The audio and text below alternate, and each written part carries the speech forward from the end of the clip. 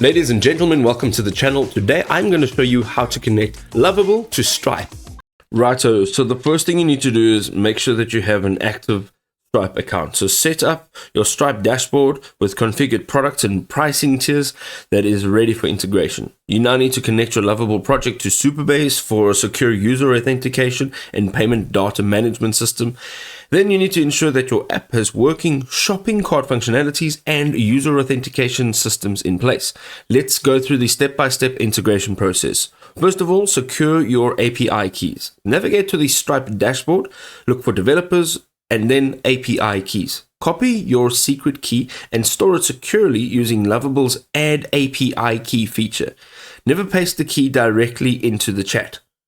Now you can link your Lovable app to Supabase to manage user accounts, subscription data, and payment records with automatic synchronization.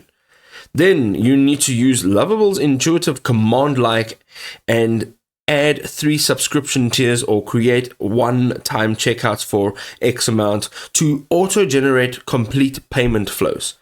The fourth step over here is enabling Stripe's webhooks for real-time event handling, or you can rely on Lovable's default edge function, polling for seamless operations.